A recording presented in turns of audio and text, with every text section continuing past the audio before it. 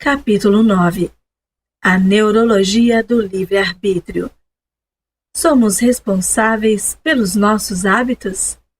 Primeiro, na manhã em que os problemas começaram, anos antes de ela sequer se dar conta de que tinha problemas, Andy Bachman estava sentada em casa, olhando para a televisão, tão entediada que pensava seriamente em reorganizar a gaveta de talheres.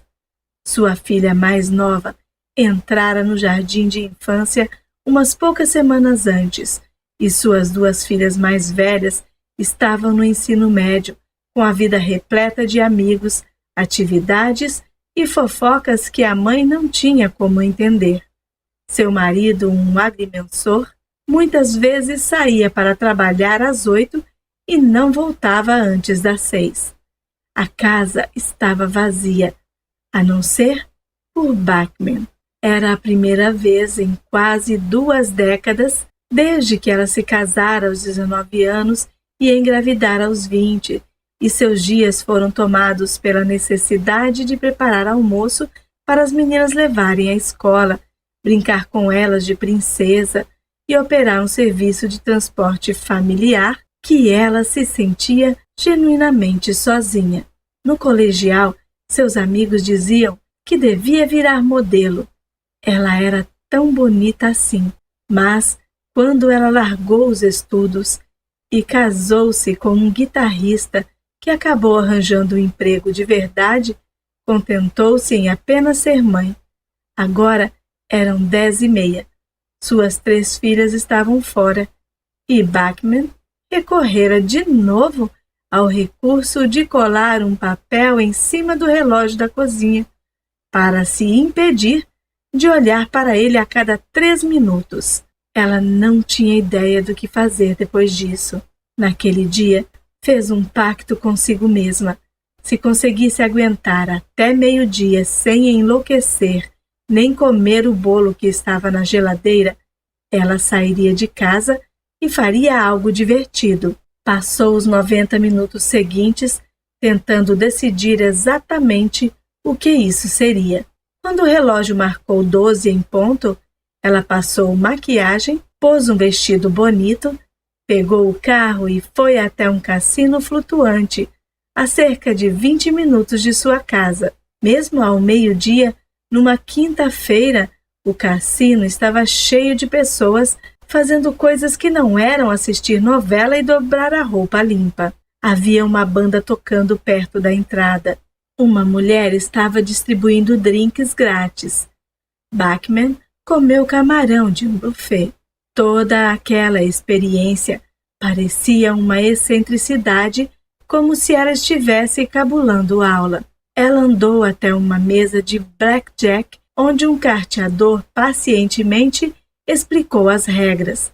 Quando seus $40 de ficha acabaram, ela olhou para o relógio e viu que 2 horas haviam passado voando e ela precisava correr para casa para buscar sua filha mais nova. Naquela noite, no jantar, pela primeira vez em 1 mês, ela tinha algum assunto para conversar, além de adivinhar os preços dos produtos antes dos participantes no programa The Price is Right. O pai de Andy Bachman era um caminhoneiro que refizera sua vida na meia-idade e tornara-se um compositor semi-famoso. Seu irmão virara compositor também e ganhara prêmios. Bachman, por outro lado, era muitas vezes apresentada por seus pais como aquela que virou mãe. Eu sempre me senti a pessoa sem talento da família, ela me disse. Acho que sou inteligente e sei que fui uma boa mãe, mas não havia muita coisa que eu pudesse apontar e dizer. É por isso que eu sou especial. Depois dessa primeira ida ao cassino flutuante, Bachman começou a frequentá-lo uma vez por semana, nas tardes de sexta-feira. Era uma recompensa por ter suportado dias vazios, mantendo a casa limpa, mantendo sua própria sanidade. Ela sabia que jogar dinheiro podia gerar problemas, por isso estabeleceu regras rígidas para si mesma, não mais que 1 hora na mesa de blackjack para cada ida ao cassino, e ela só apostava o que tinha na carteira. Eu considerava aquilo uma espécie de emprego, ela me disse. Nunca saía de casa antes do meio-dia e sempre voltava a tempo de buscar minha filha. Eu era muito disciplinada e ela ficou boa. No começo, mal conseguia fazer com que o dinheiro durasse 1 hora. Após 6 meses, no entanto, tinha aprendido tantos truques que modificou suas regras para que permitissem turnos de 2 ou 3 horas, e ainda tinha dinheiro no bolso quando ia embora do cassino. Certa tarde, ela sentou-se à mesa de blackjack com $80 na bolsa e saiu com 530, o bastante para comprar comida, pagar a conta de telefone e guardar um pouco para o fundo de emergências. Àquela altura, a empresa proprietária do cassino, Harrah's Entertainment, estava lhe enviando cupons para buffets grátis. Ela levava a família para jantar nas noites de sábado. O estado onde Bachman estava jogando, o Iowa, legalizara os jogos de apostas havia apenas alguns anos. Antes de 1989, os legisladores do estado receavam que as tentações das cartas e dados talvez fossem difíceis de resistir para alguns cidadãos. Era um receio tão antigo quanto o próprio país. O jogo de azar é filho da avareza, irmão da iniquidade e pai da perversidade, escreveu George Washington em 1783. Este é um vício que gera todos os males possíveis. Resumindo, poucos ganham com esta prática abominável, enquanto milhares são prejudicados.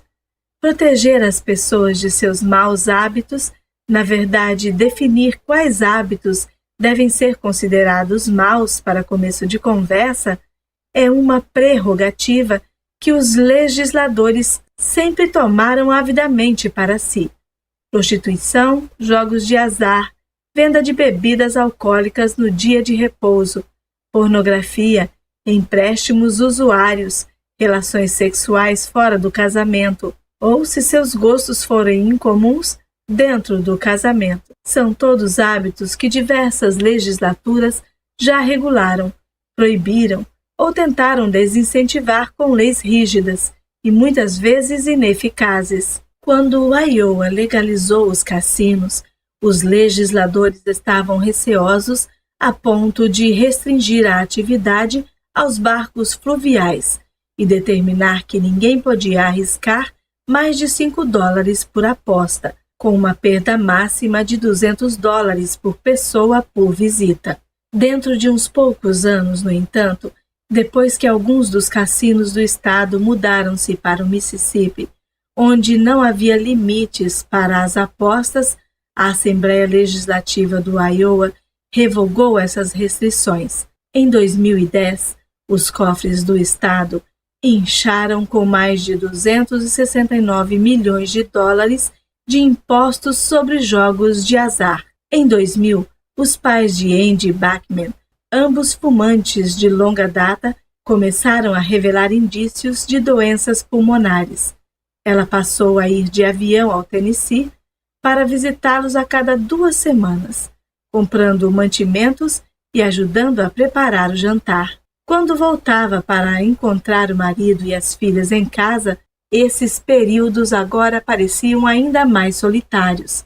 Às vezes, a casa ficava vazia o dia inteiro.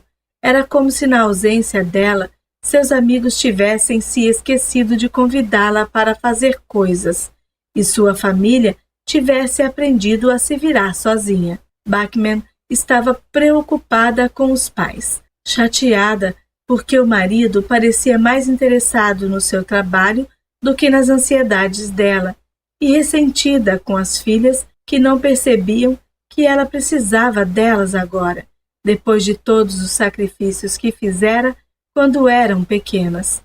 Mas sempre que ela chegava ao cassino, essas tensões evaporavam. Ela começou a ir 2 vezes por semana quando não estava visitando os pais, e depois toda segunda, quarta e sexta. Ela ainda tinha regras, mas agora jogava havia anos e conhecia os axiomas que regem a vida dos jogadores sérios. Nunca apostava menos de $25 por mão e sempre jogava 2 mãos ao mesmo tempo. Você tem mais chances numa mesa com limite maior do que numa com limite menor, ela disse. Você precisa ser capaz de atravessar os trechos difíceis até que a sua sorte mude. Eu já vi pessoas entrarem com $150 e ganharem 10.000. Sabia que podia fazer isso se seguisse minhas regras. Eu estava no controle. Àquela altura, ela não tinha que pensar se ia pedir outra carta ou dobrar a aposta. Agia automaticamente, assim como Eugene Pauly, o amnésico. Acabara aprendendo a sempre escolher o retângulo de cartolina certo. Um dia, em 2000, Bachman saiu do cassino com $6.000, o bastante para pagar 2 meses de aluguel e todas as contas de cartão de crédito que estavam se acumulando na porta de sua casa. Em outra ocasião, foi embora com $2.000. Às vezes ela perdia, mas aquilo era parte do jogo. Um jogador esperto sabia que é preciso descer para subir. Por fim, a Harrah's acabou lhe oferecendo uma linha de crédito para que ela não precisasse carregar tanto dinheiro vivo. Outros jogadores a procuravam e sentavam à sua mesa porque ela sabia o que estava fazendo. No buffet, os funcionários a deixavam passar na frente da fila.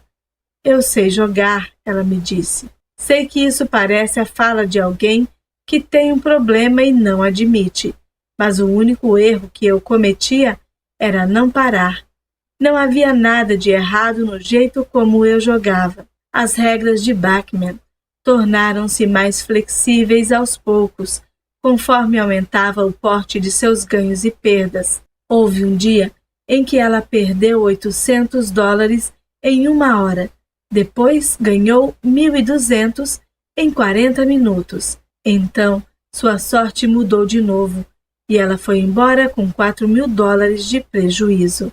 Em outra ocasião, perdeu $3.500 de manhã, ganhou 5.000 antes de uma tarde e perdeu mais 3.000 ao longo da tarde. O cassino mantinha registro do quanto ela devia e do quanto ganhara.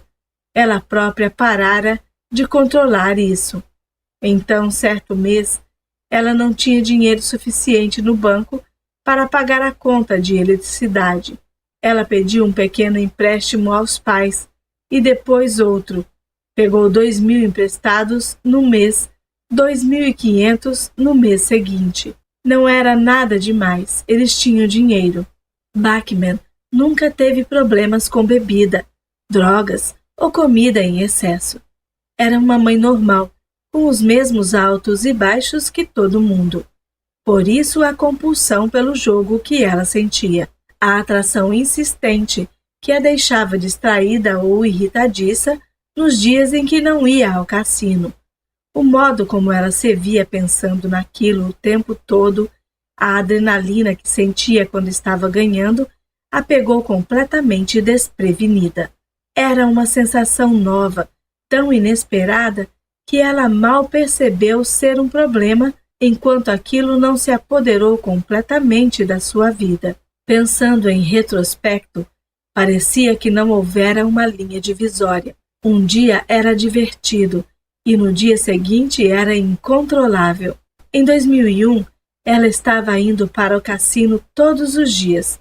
Ia sempre que brigava com o marido ou sentia que suas filhas não lhe davam valor. Nas mesas, ela ficava ao mesmo tempo entorpecida e excitada, e suas ansiedades atenuavam-se de um modo que ela não podia mais ouvi-las. O êxtase de vencer era imediato. A dor de perder passava depressa. Deixa a rotina recompensa. A rotina, anseio por entorpecimento. Você quer dar uma dia importante, sua mãe lhe dizia quando Bachman ligava para pedir mais dinheiro emprestado. Continua jogando porque quer chamar a atenção. Porém, não era aquilo. Eu só queria me sentir boa em alguma coisa, ela me disse. Aquilo era a única coisa que eu fizera na vida onde parecia que eu tinha uma habilidade. No verão de 2001, a dívida de Bachman com a Harrah's chegou a $20.000.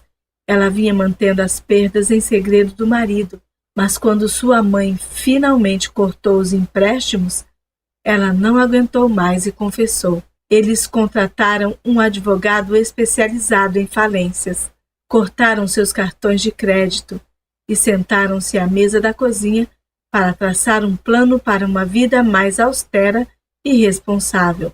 Ela levou seus vestidos para uma loja de roupas usadas e aguentou a humilhação de ver uma menina de 19 anos recusar quase todos, dizendo que estavam fora de moda. Por fim, começou a parecer que a pior parte tinha passado. Ela pensou que a compulsão finalmente acabara, mas é claro que aquilo ainda não estava nem perto do fim. Anos depois, após ter perdido tudo e arruinado sua vida e a do marido, após ter jogado fora centenas de milhares de dólares e seu advogado ter alegado diante do Supremo Tribunal do Estado que Andy Bachman jogava não por escolha, mas por hábito, e, portanto, não devia ser culpabilizada por suas perdas, após ela se tornar objeto de escárnio na internet, onde as pessoas a comparavam com Jeffrey Dahmer e com pais que maltratavam os filhos. Ela se perguntaria: até que ponto eu sou realmente responsável? Sinceramente, acredito que qualquer pessoa no meu lugar teria feito as mesmas coisas, Bachman me disse.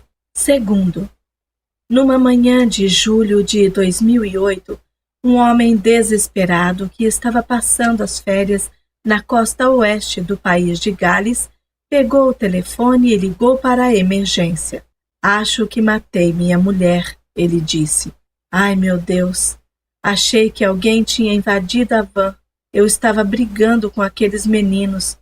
Mas era Christine. Eu devia estar sonhando ou alguma coisa assim. O que foi que eu fiz? O que foi que eu fiz?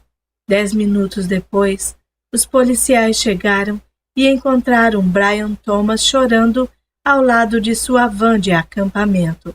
Ele explicou que na noite anterior, ele e sua mulher estavam dormindo dentro da van quando foram acordados por garotos apostando corrida no estacionamento. Eles mudaram a van de lugar para a ponta do estacionamento e voltaram a dormir. Então, algumas horas depois, Thomas acordou e viu um homem de calça jeans e blusa de lã preta, um dos que estavam apostando corrida, ele pensou, deitado em cima de sua mulher. Ele gritou com o homem, agarrou-o pelo pescoço e tentou tirá-lo dali. Era como se estivesse reagindo automaticamente, ele disse à polícia. Quanto mais o homem lutava, mais forte Thomas apertava sua garganta. O homem arranhou o braço de Thomas e tentou revidar, porém, Thomas o estrangulava cada vez mais e, por fim, o homem parou de se mexer. Então, Thomas percebeu que não era um homem que ele tinha nas mãos, mas sim sua mulher. Ele soltou o corpo dela e começou a cutucar seu ombro de leve, tentando acordá-la, perguntando se ela estava bem. Era tarde demais. Achei que alguém tivesse invadido a van e eu a estrangulei. Thomas disse à polícia aos prantos. Ela é o meu mundo. Ao longo dos 10 meses seguintes, enquanto Thomas aguardava o julgamento na prisão, um retrato do assassino surgiu. Quando criança, Thomas começara a ter acessos de sonambulismo, às vezes vários por noite. Ele saía da cama, andava pela casa e brincava com brinquedos ou pegava alguma coisa para comer, e na manhã seguinte não lembrava de nada do que tinha feito. Aquilo virou uma piada na família. Aparentemente, uma vez por semana, ele perambulava até o quintal ou até o quarto de outra pessoa, sempre dormindo. Era um hábito. Sua mãe explicava quando os vizinhos perguntavam por que o filho dela estava cruzando o gramado deles, descalço e de pijama. Quando já era mais velho, ele acordava com cortes nos pés, sem lembrar de onde tinham vindo. Ele uma vez nadou num canal sem acordar. Quando se casou, sua mulher ficou tão preocupada com a possibilidade de ele sair de casa e entrar no meio do trânsito que passou a trancar a porta e dormir com as chaves embaixo do travesseiro. Toda noite, o casal ia para a cama e dava um beijo e um carinho, Thomas disse depois. E então, ele ia para o seu próprio quarto e dormia na sua própria cama. Não fosse assim, suas mexidas e viradas inquietas, os gritos, gemidos e ocasionais passeios mantinham Christine acordada a noite inteira. O sonambulismo é um lembrete de que a vigília e o sono não são mutuamente exclusivos, me disse Mark Marwout, professor de neurologia da Universidade do Minnesota, um pioneiro na compreensão dos padrões de sono. A parte do cérebro que monitora seu comportamento está dormindo, mas as partes capazes de atividades muito complexas estão acordadas. O problema é que não há nada guiando o cérebro além de padrões básicos, seus hábitos mais básicos. Você segue o que já existe na sua cabeça, pois não é capaz de fazer uma escolha. Por lei, a polícia tinha que indicar Thomas pelo assassinato, mas todas as evidências pareciam indicar que ele e a mulher tinham um casamento feliz antes daquela noite terrível. Não havia nenhum histórico de maus-tratos. Eles tinham 2 filhas adultas e, recentemente, haviam reservado um cruzeiro pelo Mediterrâneo para comemorar seu 40º aniversário de casamento. Os procuradores pediram que um especialista em sono, o Dr. Chris Idzovsky, do Edinburgh Sleep Center, examinasse Thomas e avaliasse uma teoria, que ele estava inconsciente quando matou a mulher. Em 2 sessões separadas, uma no laboratório de Idkovsky e outra dentro da prisão, o pesquisador instalou sensores em todo o corpo de Thomas e mediu suas ondas cerebrais, seu movimento ocular, os músculos do queixo e das pernas, seu fluxo nasal de ar, seu esforço respiratório e seus níveis de oxigênio enquanto ele dormia. Thomas não era a primeira pessoa a alegar que cometera um crime enquanto estava dormindo e, consequentemente, não devia ser considerado responsável por seu ato. Há um longo histórico de réus afirmando que não são culpados devido ao automatismo, como são conhecidos o sonambulismo e outros comportamentos inconscientes. E na década passada, conforme nossa compreensão da neurologia dos hábitos e do livre-arbítrio tornou-se mais sofisticada, essas defesas ficaram mais convincentes. A sociedade, como representada por nossos tribunais e júris, concordou que alguns hábitos são tão poderosos que sobrepujam nossa capacidade de fazer escolhas e, portanto, não somos responsáveis pelo que fazemos. O sonambulismo é um subproduto estranho de um aspecto normal do funcionamento do nosso cérebro durante o sono. Na maior parte do tempo, conforme o nosso corpo entra e sai das diferentes fases de repouso, nossa estrutura neurológica mais primitiva, o tronco encefálico, paralisa os membros e o sistema nervoso, permitindo que o cérebro vivencie sonhos sem que nosso corpo se mexa. Geralmente, as pessoas podem transitar da mobilidade à paralisia e vice-versa várias vezes por noite sem nenhum problema. Dentro da neurologia, isso é conhecido como a troca. O cérebro de algumas pessoas, no entanto, sofre de erros de troca. Elas entram numa paralisia incompleta quando dormem e seus corpos continuam ativos enquanto elas sonham ou passam de uma fase do sonho a outra. Essa é a causa central do sonambulismo. E para a maioria dos que padecem desse distúrbio, é um problema incômodo, porém benigno. Alguém talvez sonhe que está comendo um bolo, por exemplo, e na manhã seguinte encontra uma caixa de donuts saqueada na cozinha. Alguém sonha que está indo ao banheiro e depois descobre uma poça no corredor. Os sonâmbulos podem agir de maneiras complexas. Por exemplo, podem abrir os olhos, enxergar, se movimentar, dirigir um carro ou preparar uma refeição. Tudo isso enquanto estão essencialmente inconscientes, pois as partes de seu cérebro associadas aos atos de enxergar, caminhar, dirigir e cozinhar podem funcionar enquanto eles estão dormindo, sem receber estímulos das partes mais avançadas do cérebro, como o córtex pré-frontal.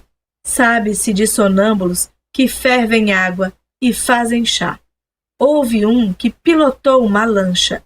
Outro ligou uma serra elétrica e começou a alimentá-la com pedaços de madeira antes de voltar para a cama. Mas, em geral, os sonâmbulos não fazem coisas perigosas para si mesmos ou para os outros. Mesmo dormindo, há um instinto de evitar o perigo. No entanto, ao examinar o cérebro de sonâmbulos, os cientistas encontraram uma distinção entre o sonambulismo, em que as pessoas podem sair da cama e começar a agir de acordo com seus sonhos ou outros impulsos leves, e algo chamado terrores noturnos. Quando um terror noturno ocorre, a atividade dentro do cérebro da pessoa é marcadamente diferente de quando está acordada, semiconsciente ou mesmo sofrendo de sonambulismo. As pessoas em meio a terrores noturnos parecem ser tomadas por ansiedades terríveis, mas não estão sonhando no sentido normal da palavra. Seu cérebro fica inativo, a não ser pelas regiões neurológicas mais primitivas, o que inclui os chamados geradores de padrões centrais. Essas áreas do cérebro são as mesmas estudadas pelo Dr. Larry Squire e os cientistas do MIT, que descobriram o mecanismo neurológico do loop do hábito. Para um neurologista, na verdade, um cérebro vivenciando um terror noturno é muito parecido com o cérebro seguindo um hábito. Os comportamentos de pessoas tomadas por terrores noturnos são hábitos, embora do tipo mais primitivo.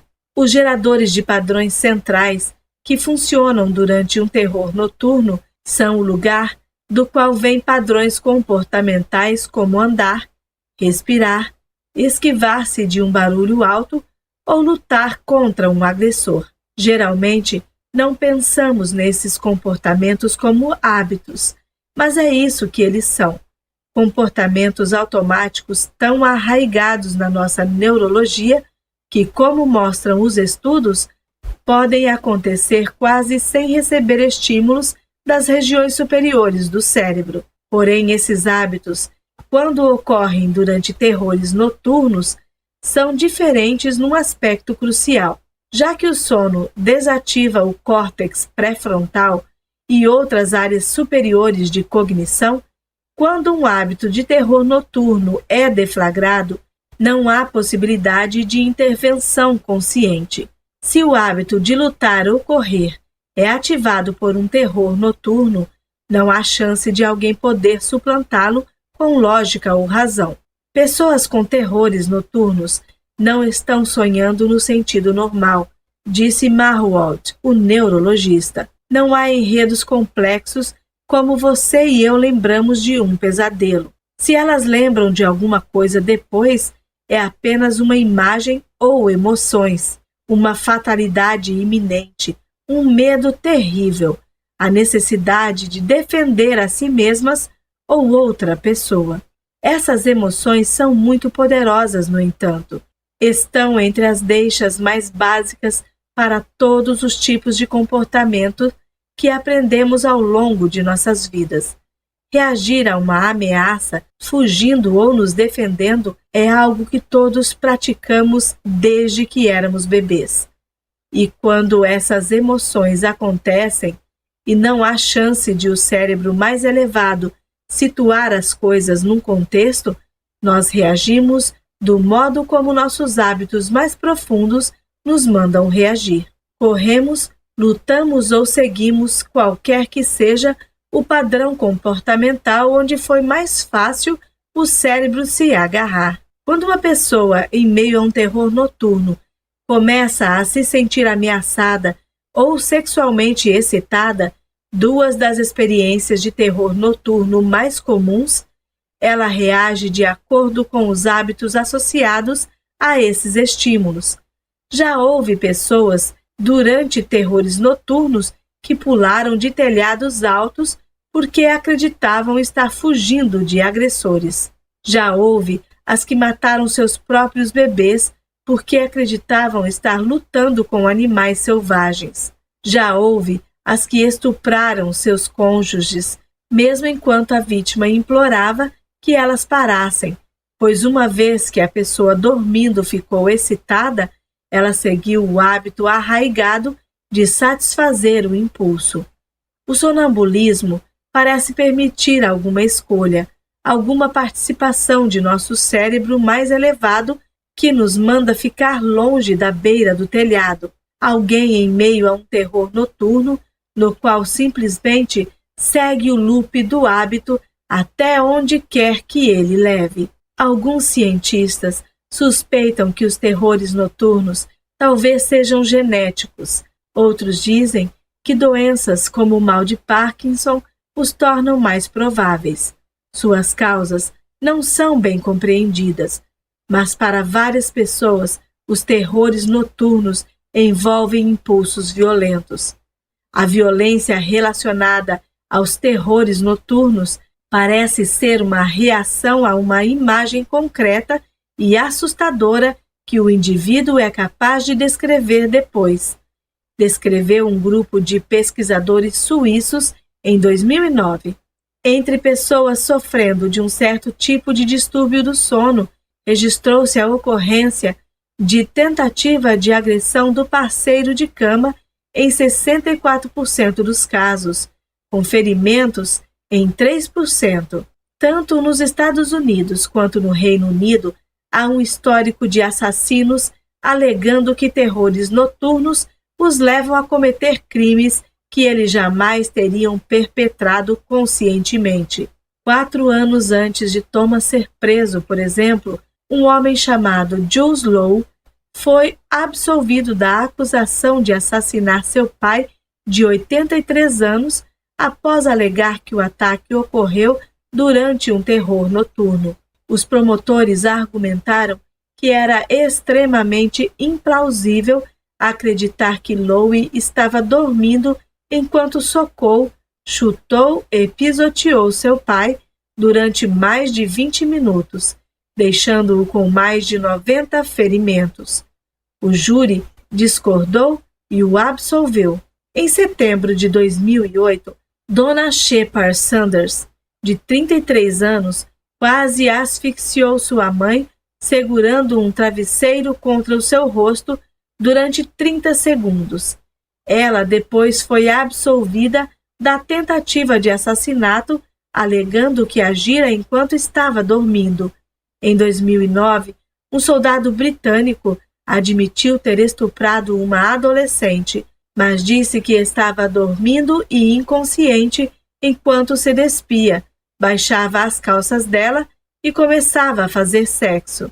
Quando ele acordou no meio do estupro, pediu desculpas e chamou a polícia. Eu meio que acabei de cometer um crime, ele disse ao atendente do serviço de emergência. Sinceramente, não sei o que aconteceu. Eu acordei em cima dela. Ele tinha um histórico de terrores noturnos e foi declarado inocente. No século passado, mais de 150 assassinos e estupradores já escaparam à punição usando a defesa do automatismo. Juízes e júris, agindo em nome da sociedade, disseram que, já que os criminosos não escolheram cometer seus crimes, visto que não participaram conscientemente da violência, eles não deveriam arcar com a culpa.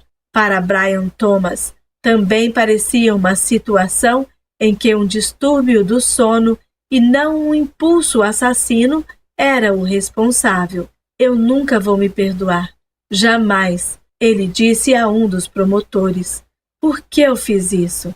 Depois que o Dr. Idzovsky, o especialista em distúrbios do sono, observou Thomas em seu laboratório, ele apresentou suas descobertas. Thomas estava dormindo quando matou a esposa. Não tinha conscientemente cometido um crime. Quando o julgamento começou, os promotores apresentaram suas provas ao júri. Disseram aos jurados que Thomas admitira ter assassinado sua esposa. Ele sabia que tinha um histórico de sonambulismo. O fato de ele ter deixado de tomar precauções enquanto estava de férias, afirmaram eles, o tornava responsável por seu crime. Mas conforme as discussões avançaram, ficou claro que os promotores estavam lutando por uma causa perdida. O advogado de Thomas argumentou que seu cliente não tivera a intenção de matar sua esposa. Na verdade, ele nem estava no controle de suas próprias ações naquela noite. Estava, sim, reagindo automaticamente a uma percepção de ameaça. Estava obedecendo a um hábito quase tão antigo quanto nossa espécie, o instinto de lutar contra um agressor e proteger uma pessoa amada. Uma vez que as partes mais primitivas de seu cérebro foram expostas a uma deixa, alguém estrangulando sua mulher, seu hábito assumiu o controle e ele revidou, sem chances de sua cognição superior intervir. Thomas não era culpado de nada além de ser um humano, argumentou o advogado, e de reagir do modo como sua neurologia e seus hábitos mais primitivos o obrigava a se comportar. Mesmo as próprias testemunhas da promotoria pareciam sustentar a defesa.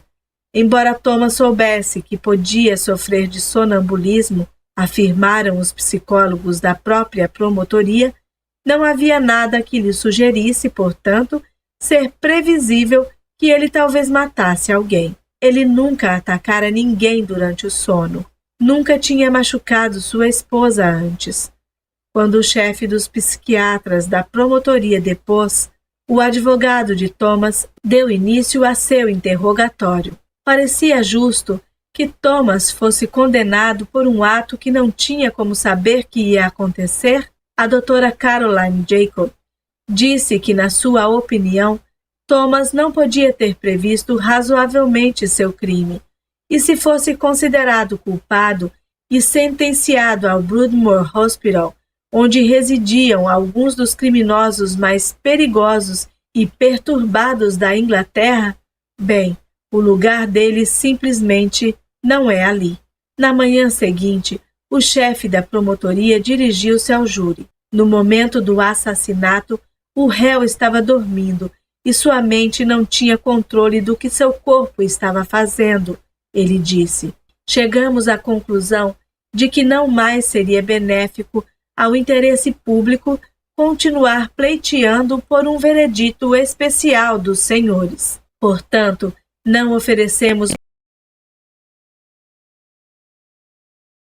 um veredito de inocente, e foi o que o júri fez. Antes de Thomas ser posto em liberdade, o juiz lhe disse: "Você é um homem decente e um marido devoto. Suspeito fortemente que você possa estar vivenciando uma sensação de culpa.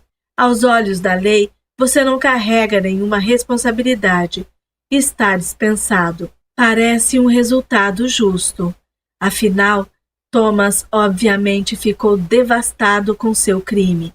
Não tinha ideia do que estava fazendo quando agiu. Simplesmente Seguia um hábito e sua capacidade de tomar decisões se encontrava efetivamente incapacitada.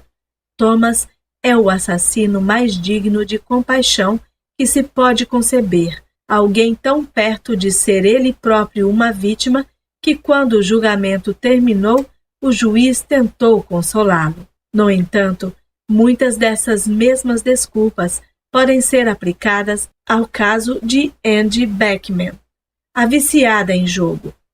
Ela também ficava devastada com as coisas que fazia.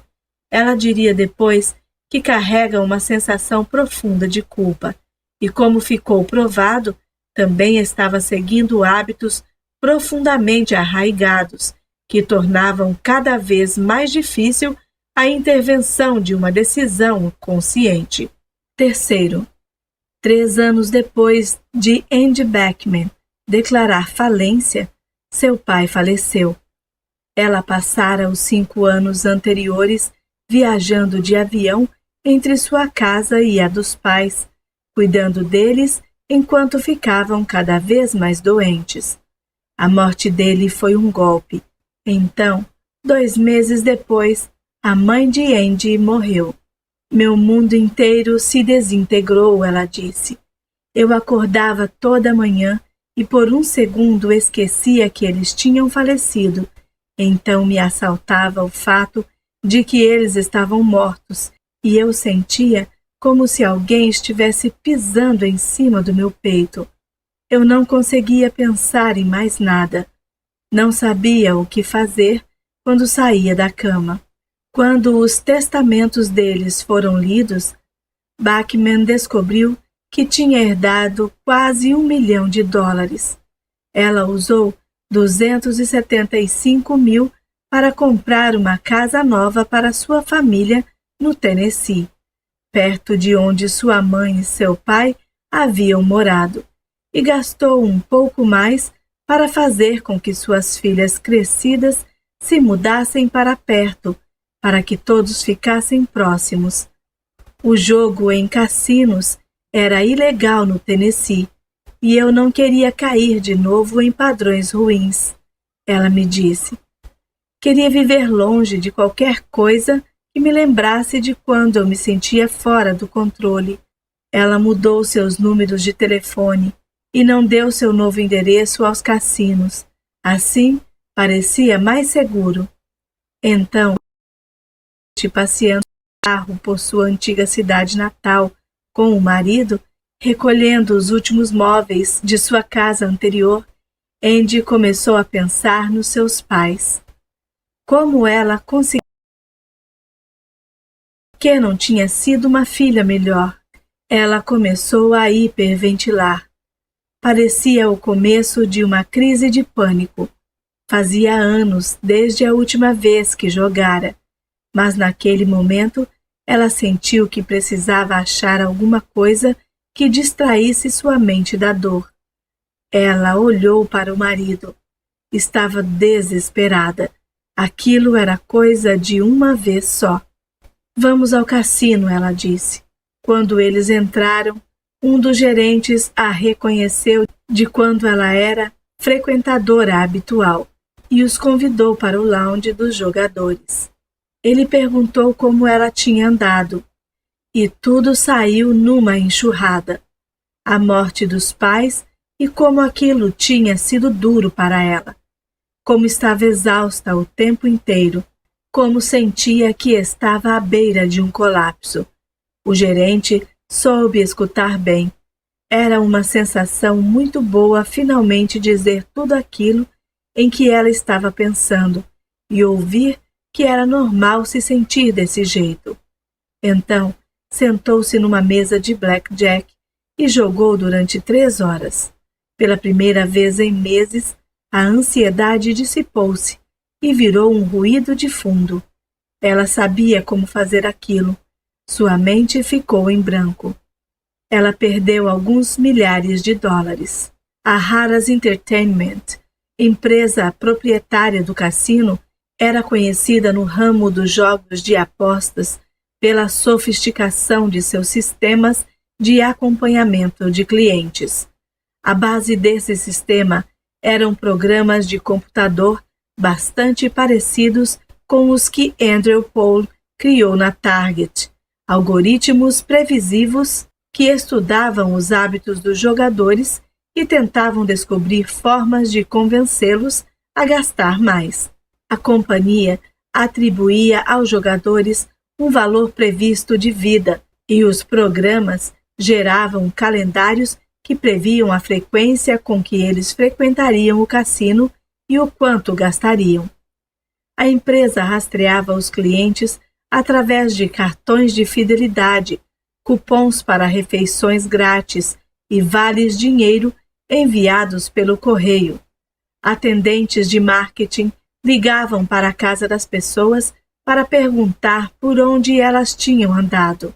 Os funcionários do cassino eram treinados para incentivar os visitantes a discutir suas vidas na esperança de que eles revelassem informações que pudessem ser usadas para prever quanto dinheiro eles tinham para apostar. Um executivo da Harrah's chamava essa abordagem de marketing pavloviano.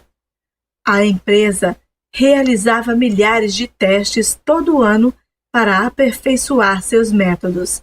O acompanhamento de clientes elevara os lucros da empresa em bilhões de dólares e era tão preciso que eles podiam rastrear os gastos de um jogador até cada centavo e cada minuto.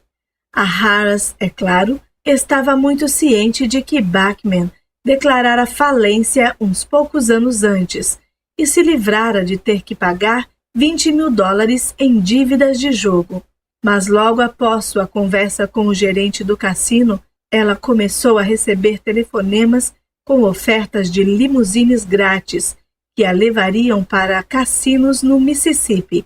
Eles se ofereceram para levá-la de avião com seu marido para Lake Tahoe, colocá-los numa suíte e lhes dar ingressos para um show dos Eagles. Eu falei que minha filha tinha que ir e queria levar um amigo, disse Bachman.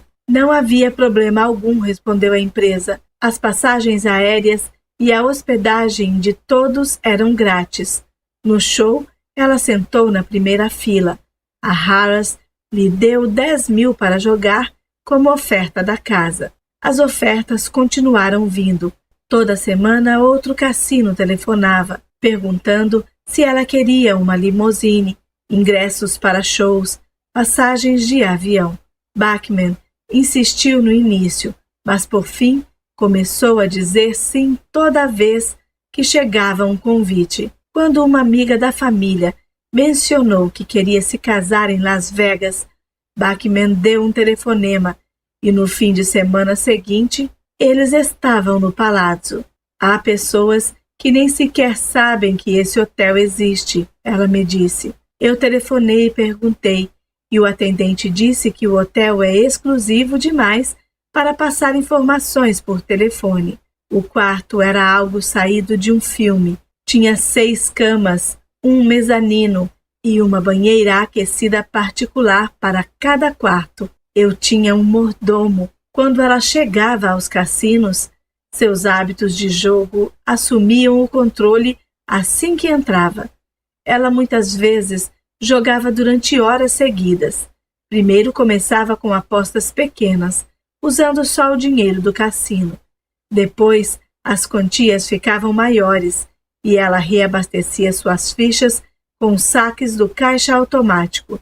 Não lhe parecia que havia um problema. No fim, estava jogando 200 e 300 dólares por mão, 2 mãos por vez, às vezes durante 12 horas sem parar. Certa noite, ganhou 60 mil dólares. 2 vezes, ela saiu com 40 mil dólares de lucro. Uma vez foi a Las Vegas com 100 mil dólares na bolsa e voltou para casa sem nada. Aquilo não mudava realmente seu estilo de vida. Sua conta bancária ainda era tão grande que ela nunca precisava pensar em dinheiro. Afinal, era para isso que seus pais haviam lhe deixado a herança, para que ela pudesse desfrutar. Ela tentou ir mais devagar, porém, os apelos dos cassinos tornaram-se mais insistentes. Um gerente me falou que seria demitido se eu não aparecesse naquele fim de semana, ela disse. Eles diziam: nós mandamos você para esse show e lhe demos esse quarto bom, e você não tem jogado muito ultimamente. Bom, eles de fato faziam essas coisas legais para mim. Em 2005, a avó de meu marido morreu e a família voltou à sua antiga cidade natal para comparecer ao velório. Ela foi ao cassino na noite anterior à cerimônia para limpar a mente e se preparar psicologicamente para toda a atividade do dia seguinte. No decorrer de 12 horas, ela perdeu $250 mil. Naquele momento, era quase como se sua mente não registrasse a escala do prejuízo. Quando ela pensava naquilo depois, $250 mil evaporado. Não parecia real. Ela já mentira para si mesma a respeito de tanta coisa, de que seu casamento era feliz, enquanto ela e o marido às vezes passavam dias sem conversar de verdade, de que seus amigos eram próximos, enquanto ela sabia que eles apareciam para viagens a Las Vegas e sumiam quando a viagem terminava, de que ela era uma boa mãe, enquanto via suas filhas cometendo os mesmos erros que cometera, engravidando cedo demais, de que seus pais teriam ficado contentes de ver seu dinheiro ser jogado no lixo daquele jeito. Parecia que havia apenas duas escolhas: continuar mentindo para si mesma ou admitir que desonrara tudo o que sua mãe e seu pai tinham trabalhado tão duro para conquistar. $250 mil. Ela não contou para o marido. Eu me concentrava em alguma coisa nova sempre que aquela noite surgia na minha mente, disse. No entanto, as perdas logo ficaram grandes demais para serem ignoradas. Em algumas noites, depois que seu marido adormecia, Bachman saía da cama, sentava-se à mesa da cozinha e fazia contas, tentando entender quanto dinheiro ela tinha perdido. A depressão que começara depois da morte de seus pais parecia estar ficando mais profunda. Ela sentia-se muito cansada o tempo todo e a Harris continuava telefonando. Este desespero começa quando você se dá conta do quanto perdeu e então sente que não pode parar porque precisa recuperar o dinheiro, ela disse. Às vezes, eu começava a me sentir agitada, como se não conseguisse pensar direito, e sabia que se fingisse que ia talvez fazer outra viagem em breve, isso me acalmaria. Então, eles ligavam e eu dizia que sim, pois era tão fácil ceder. Eu realmente acreditava que podia recuperar o dinheiro. Já tinha recuperado antes. Se não fosse possível vencer, o jogo não seria permitido por lei, certo? Em 2010, um neurocientista cognitivo chamado Reza Rabbit pediu que 22 pessoas deitassem dentro de uma câmara de ressonância magnética e observassem um caça-níqueis girando. Metade dos participantes era de jogadores patológicos, pessoas que tinham mentido para a família sobre seu vício no jogo, que tinham faltado ao trabalho para jogar ou passado cheque sem fundo para um cassino, enquanto a outra metade era de pessoas que jogavam socialmente, mas não demonstravam nenhum comportamento problemático. Todos foram deitados de costas dentro de um tubo estreito e receberam a instrução de observar rodas com o número 7, maçãs e barras de ouro girarem numa tela de vídeo. Os caça-níqueis estava programado para gerar 3 resultados: uma combinação vitoriosa, uma perdedora e uma quase vitória, em que as figuras quase combinavam, mas no último segundo deixavam de se alinhar. Nenhum dos participantes ganhava nem perdia dinheiro algum. Só o que eles tinham que fazer era observar a tela enquanto o equipamento de ressonância magnética registrava sua atividade neurológica. Estávamos especialmente interessados em investigar os sistemas cerebrais envolvidos nos hábitos e vícios. Habib me disse: o que descobrimos foi que, neurologicamente falando, os jogadores patológicos ficavam mais entusiasmados com a vitória, quando os símbolos se alinhavam, mesmo que eles não chegassem a ganhar nenhum dinheiro de verdade. As áreas em seu cérebro relacionadas à emoção e recompensa eram muito mais ativas do que em jogadores não patológicos. Mas o realmente interessante foram as quase vitórias. Para os jogadores patológicos, perder por pouco era um resultado parecido com uma vitória. Seu cérebro reagia quase do mesmo jeito, mas para um jogador não patológico, uma quase vitória parecia uma derrota. Pessoas sem problemas com jogos eram mais capazes de reconhecer que perder por pouco continua querendo dizer que você perdeu. Os dois grupos viam exatamente o mesmo acontecimento, mas de uma perspectiva neurológica, eles o viam de jeito diferentes. Pessoas com problemas com o jogo obtinham uma dose de prazer mental com as quase vitórias, o que, segundo a hipótese de Habib, é provavelmente o motivo de elas jogarem por muito mais tempo do que as outras pessoas, porque a quase vitória deflagra esses hábitos que os instigam a fazer outra aposta. Os jogadores não compulsivos, ao ver uma quase vitória, recebiam uma dose de apreensão que deflagrava um hábito.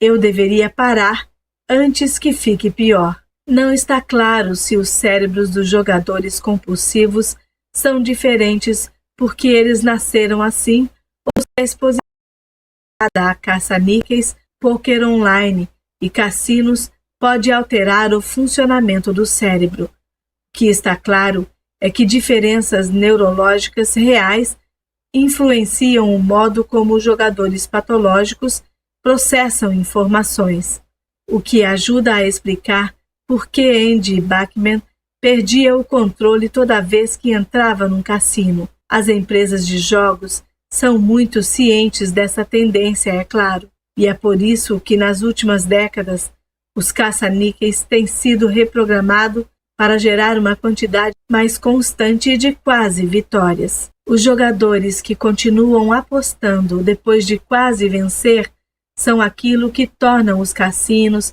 pistas de corrida e loterias estaduais tão lucrativos. Acrescentar uma quase vitória a uma loteria é como jogar gasolina numa fogueira, disse um consultor da loteria estadual que falou comigo sob a condição de anonimato. Quer saber por que as vendas dispararam? 1 em cada 2 bilhetes de raspadinha é programado para fazer você sentir que quase ganhou. As áreas do cérebro que Habib examinou em seu experimento, os gânglios basais e o tronco cerebral, são as mesmas regiões em que os hábitos residem e também em que os comportamentos relacionados a terrores noturnos começam. Na última década, conforme surgiram novas classes de medicamentos que afetam essa região, tais como remédios para o mal de Parkinson, aprendemos muita coisa sobre o quanto alguns hábitos podem ser sensíveis a estímulos externos. Ações judiciais coletivas nos Estados Unidos, na Austrália e no Canadá foram movidas contra fabricantes de medicamentos, alegando que os remédios levavam os pacientes a apostar, comer, comprar e se masturbar compulsivamente, afetando os circuitos envolvidos no loop do hábito. Em 2008, um júri federal do Minnesota concedeu 8,2 milhões de dólares a um paciente num processo contra uma empresa farmacêutica, após o homem ter alegado que seu medicamento o fizera perder mais de 250 mil dólares em jogos de azar. Há centenas de casos similares pendentes. Nesses casos, podemos seguramente dizer que os pacientes não têm controle sobre suas obsessões, pois podemos apontar uma droga que afeta sua neuroquímica, disse Rabe. Porém, quando examinamos os cérebros de jogadores obsessivos, a aparência é muito semelhante, tirando o fato de que eles não podem pôr a culpa num medicamento. Eles dizem aos pesquisadores que não querem jogar, mas não conseguem resistir ao anseio. Então, por que dizemos que esses jogadores estão no controle de suas ações e os pacientes de Parkinson não estão? Em 18 de março de 2006, Andy Bachman viajou de avião para um cassino a convite da Harrah's. Àquela altura, sua conta bancária estava quase zerada. Quando tentou calcular o quanto tinha perdido ao longo de sua vida inteira, chegou ao valor aproximado de $900 mil. Ela dissera a Harrah's que estava praticamente sem dinheiro. Mas o homem ao telefone lhe disse para ir assim mesmo. Disse que eles abririam uma linha de crédito para ela. Era como se eu não pudesse dizer não, como se sempre que eles balançavam a mínima tentação na minha frente, meu cérebro desligasse. Eu sei que isso parece uma desculpa, mas eles realmente prometiam que seria diferente dessa vez, e eu sabia que por mais que lutasse contra aquilo, no fim ia acabar cedendo. Ela levou consigo todo o dinheiro que lhe restava. Começou apostando $400 por mão, 2 mãos por vez. Dizia a si mesma que se conseguisse se erguer um pouquinho, apenas $100 mil, ela podia parar e ter algo para dar às filhas. Seu marido jogou junto com ela por um tempo, mas à meia-noite foi dormir. Por volta das 2 da manhã, o dinheiro que ela trouxera tinha acabado. Um funcionário da Harrah's lhe deu uma nota promissória para assinar. 6 vezes ela assinou para receber mais dinheiro, num total de $125 mil.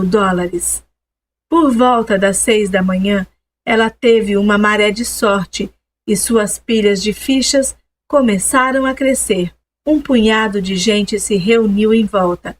Ela fez uma conta rápida. Não era o suficiente para ganhar as promissórias que assinara, mas se continuasse jogando com inteligência, sairia no lucro, e depois pararia para sempre. Ela venceu 5 vezes seguidas. Só precisava ganhar mais $20 mil para zerar a dívida. Então, o carteador fez 21. Depois, fez 21 de novo. Umas poucas mãos depois, ele fez 21 uma terceira vez. Às 10 da manhã, todas as fichas de Bachman tinham acabado. Ela pediu mais crédito, mas o cassino recusou. Bachman saiu da mesa atordoada e andou até sua suíte. Era como se o chão estivesse tremendo. Ela caminhava com a mão na parede para ter onde se apoiar se caísse. Quando chegou ao quarto, seu marido estava esperando.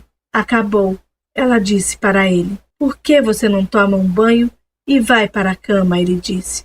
Está tudo bem. Não é a primeira vez que você perde. Acabou tudo, ela disse. Como assim? O dinheiro acabou, ela disse. O dinheiro todo. Pelo menos ainda temos a casa, ele disse. Ela não contou a ele que hipotecara a casa por uma linha de crédito alguns meses antes e perdera tudo no jogo. Quarto, Brian Thomas assassinou sua esposa. Andy Bachman desperdiçou sua herança. Há uma diferença em como a sociedade deveria atribuir responsabilidade? O advogado de Thomas argumentou que seu cliente não era culpado da morte da esposa, porque agira inconscientemente, automaticamente, porque sua reação fora deflagrada por acreditar que um intruso a estava atacando. Ele nunca escolheu matar, disse seu advogado, e, portanto, não deveria ser considerado responsável pela morte dela. Por essa mesma lógica, Bachman, como sabemos pela pesquisa de Reza Rabbit sobre o cérebro dos jogadores compulsivos também foi movida por anseios poderosos. Ela talvez tenha feito uma escolha naquele primeiro dia em que se vestiu bem e decidiu passar a tarde num cassino, e quem sabe, nas semanas ou meses seguintes. Porém, anos depois, quando estava perdendo $250 mil numa única noite, quando estava tão desesperada para enfrentar o impulso, que se mudou para um estado onde o jogo era ilegal. Ela não estava mais tomando decisões conscientes. Historicamente, na neurociência, vem-se dizendo que pessoas com lesões cerebrais perdem parte de seu livre-arbítrio, disse Habib. Mas, quando um jogador patológico vê um cassino, o caso parece muito semelhante. Parece que ele está agindo sem escolha.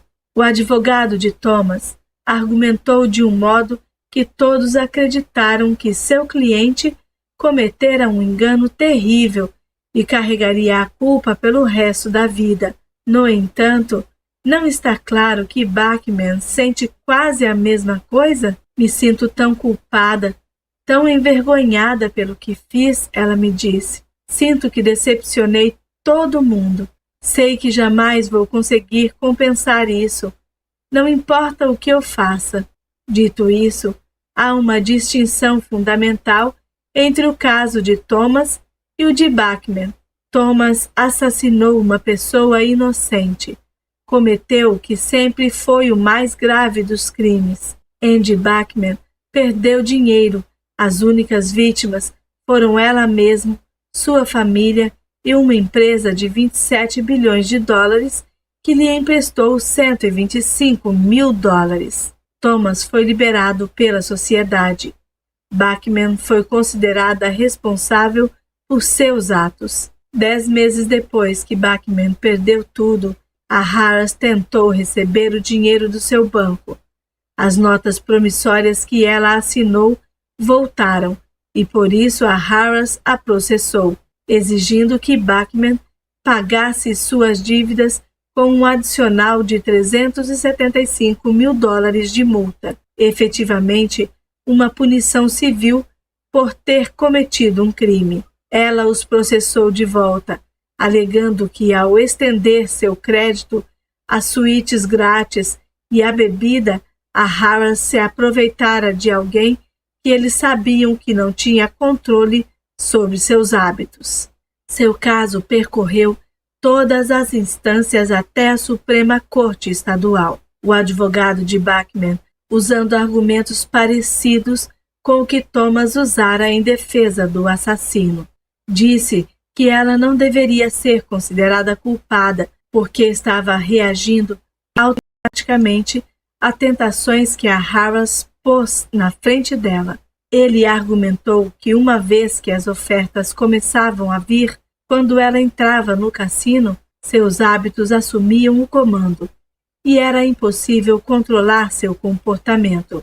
Os juízes, agindo em nome da sociedade, disseram que Bachman estava errada. Não há nenhum dever legal comum que obrigue um operador de cassino a abster-se de tentar atrair ou contratar jogadores que ele sabe ou deveria saber que são compulsivos, escreveu a corte. O Estado tinha um programa de exclusão voluntária, no qual qualquer pessoa podia pedir que seu nome fosse excluído numa lista que exigia que os cassinos a proibissem de jogar, e a exigência do programa de exclusão voluntária sugere que o legislativo pretendia que os jogadores patológicos assumam pessoalmente a responsabilidade por evitar a compulsão pelo jogo e se proteger contra ela, escreveu o juiz Robert Rucker. Talvez a diferença entre o resultado do caso de Thomas e o de Bachman seja justa. Afinal, é mais fácil se compadecer de um viúvo arrasado que de uma dona de casa que jogou tudo fora. Mas por que é mais fácil? Porque parece que o marido de luto é uma vítima, enquanto a jogadora falida recebeu a punição que merecia. Porque alguns hábitos parecem que deveriam ser tão fáceis de controlar, enquanto outros parecem estar fora de alcance. E o mais importante, é correto se quer fazer uma distinção? Alguns pensadores, escreveu Aristóteles na Ética a Nicômaco, afirmam que é por natureza que as pessoas se tornam boas, outros que é por hábito e outros que é por intuição. Para Aristóteles, os hábitos eram soberanos. Os comportamentos que acontecem sem pensar são a evidência da nossa natureza mais verdadeira, ele disse. Portanto, assim como um terreno precisa ser preparado de antemão, se deve nutrir a semente, também a mente do aluno tem que ser preparada em seus hábitos, a fim de gostar e desgostar das coisas certas. Os hábitos não são tão simples quanto parecem. Como tentei demonstrar ao longo deste livro, os hábitos, mesmo depois que estão arraigados em nossas mentes, não são um destino inevitável. Podemos escolhê-los, uma vez que sabemos como fazer isso. Tudo o que sabemos sobre os hábitos, através de neurologistas estudando pacientes de amnésia e experts organizacionais reestruturando empresas, é que qualquer um deles pode ser alterado, se entendermos como funcionam. Centenas de hábitos influenciam nossos dias.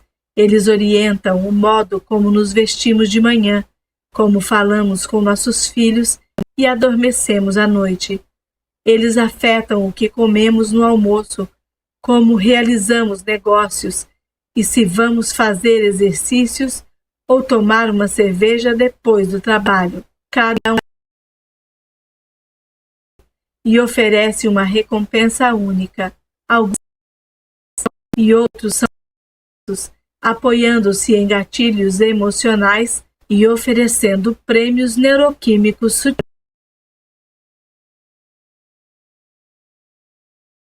A verdade é maleável. Os alcoólatras mais viciados podem ficar sombrios. As empresas mais disfuncionais um menino que largou o ensino médio pode se tornar um gerente bem-sucedido.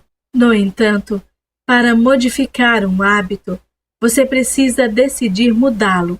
Deve aceitar conscientemente a dura tarefa de identificar as deixas e recompensas que impulsionam as rotinas do hábito e encontrar alternativas. Você precisa saber que possui o controle e ser autoconsciente o bastante para usá-lo.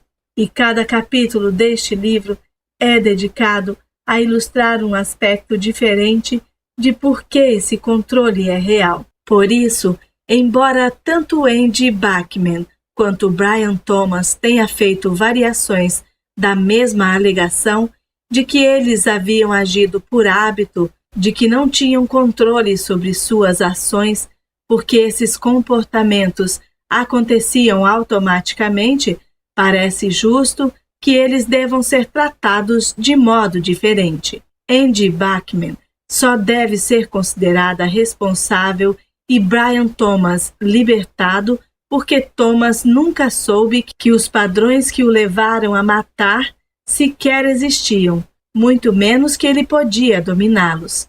E uma vez que sabe que um hábito existe, você tem a responsabilidade de mudá-lo. E se ela tivesse tentado com um pouco mais de empenho, talvez conseguisse ter tomado as rédeas de suas compulsões. Outras pessoas já fizeram isso, mesmo diante de tentações maiores. Isso, em alguns aspectos, é o que este livro procura mostrar.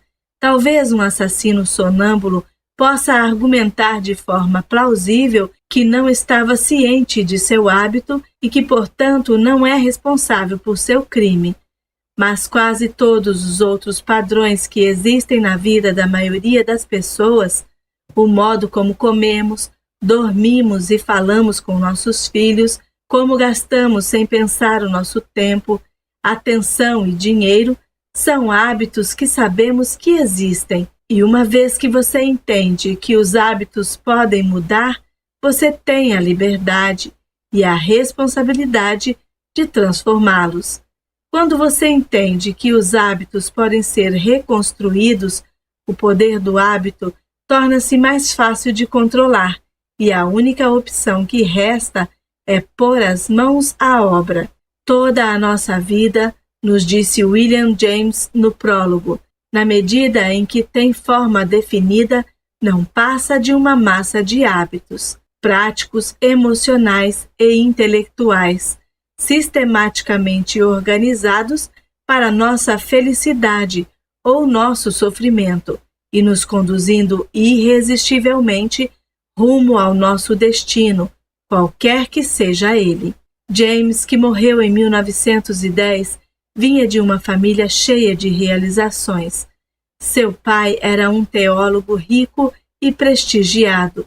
Seu irmão Henry era um escritor brilhante e bem-sucedido, cujos romances ainda são estudados hoje em dia.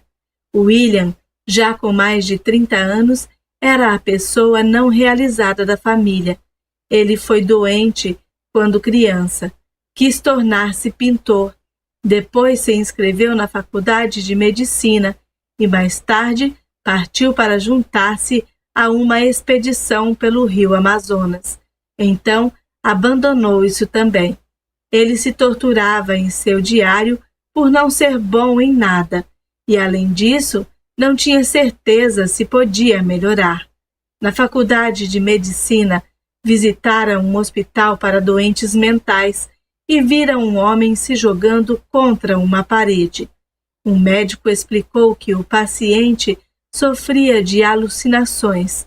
James não disse que muitas vezes sentia como se tivesse mais em comum com os pacientes do que com seus colegas médicos. Hoje cheguei mais ou menos ao fundo e percebo claramente que preciso enfrentar a escolha de olhos abertos. James escreveu em seu diário em 1870, aos 28 anos. Devo francamente deitar fora toda a questão moral como se fosse inadequado para minhas aptidões inatas? Em outras palavras, será que o suicídio é uma opção melhor? 2 meses depois, James tomou uma decisão. Antes de cometer qualquer ato precipitado, faria um experimento de 1 ano. Passaria 12 meses acreditando que tinha controle sobre si mesmo e seu destino, que podia melhorar, que possuía livre-arbítrio para mudar. Não havia prova de que isso era verdade, mas ele se libertaria para acreditar, apesar de todas as evidências contrárias, que a mudança era possível. Acho que ontem foi uma crise na minha vida, ele escreveu em seu diário. No que dizia respeito à sua capacidade de mudar, vou assumir por enquanto, até o ano que vem, que não é uma ilusão. Meu primeiro ato de livre-arbítrio será acreditar no livre-arbítrio. Ao longo do ano seguinte, ele praticou todo dia. Em seu diário, escrevia como se nunca houvesse dúvida de seu controle sobre si mesmo e suas escolhas. Ele se casou. Começou a lecionar em Harvard. Começou a conviver com Oliver Wendell Holmes Jr., que mais tarde se tornaria juiz da Suprema Corte, e Charles Sanders Peirce, um pioneiro no estudo da semiótica, num grupo de discussão chamado por eles de Clube Metafísico. 2 anos após escrever aquele registro no diário, James mandou uma carta para o filósofo Charles Renouvier, que teorizara extensivamente sobre o livre-arbítrio. Não posso perder essa oportunidade de lhe falar da admiração e gratidão que foram inspiradas em mim pela leitura dos seus essays, escreveu James. Graças ao Senhor, possuo pela primeira vez um conceito inteligível e razoável de liberdade. Posso dizer que através dessa filosofia estou começando a vivenciar um renascimento da vida moral. E posso lhe garantir, Senhor, que isso não é pouca coisa. Mais tarde, ele escreveria a famosa afirmação de que a vontade de ter fé é o ingrediente mais importante para criar fé na mudança, e que um dos métodos mais importantes para criar essa crença eram os hábitos. Os hábitos, ele notou, são os que nos permitem fazer uma coisa com dificuldade da primeira vez, mas logo fazê-la de modo cada vez mais fácil e, por fim, com prática suficiente, fazê-la de modo semimecânico, ou com praticamente nenhuma consciência. Uma vez que escolhem quem querem ser, as pessoas crescem na maneira como foram exercitadas, assim como uma folha de papel ou um casaco, quando vincado ou dobrado, tende a depois cair sempre nas mesmas dobras idênticas. Se você acredita que pode mudar, se faz disso um hábito, a mudança se torna real. Este é o verdadeiro poder do hábito, a revelação de que seus hábitos são o que você escolhe que eles sejam. Uma vez que essa escolha ocorre e torna-se automática, ela não apenas é real, como começa a parecer inevitável. A coisa, como escreveu James, que nos conduz irresistivelmente rumo ao nosso destino, qualquer que seja ele. O modo como habitualmente pensamos em nosso ambiente e em nós mesmos cria os mundos onde cada um de nós habita. Tem 2 peixes jovens nadando juntos, e eles por acaso encontram um peixe mais velho nadando no outro sentido, que acena para eles e diz: "Bom dia, meninos, como vai a água?", diz o escritor David Foster Wallace a uma classe de graduandos em 2005, e os 2 peixes jovens continuam nadando um pouco. Então, uma hora um deles olha para o outro e diz: "Água? O que é água?" A água são os hábitos, as escolhas impensadas e decisões invisíveis que nos cercam todos os dias e que, pelo simples ato de olharmos para elas, se tornam visíveis de novo. Ao longo de toda a sua vida, William James escreveu sobre os hábitos e seu papel central em gerar felicidade e sucesso. Ele acabou dedicando um capítulo inteiro de sua obra-prima The Principles of Psychology, Os Princípios da Psicologia, a esse assunto. A água, disse ele, é a analogia mais apropriada para como um hábito funciona. A água escava um canal para si mesma, que vai ficando mais largo e mais profundo, e após ter deixado de fluir, ela retoma, ao fluir novamente, o caminho antes traçado por ela própria. Você agora sabe como direcionar esse caminho. Você agora tem o poder de nadar.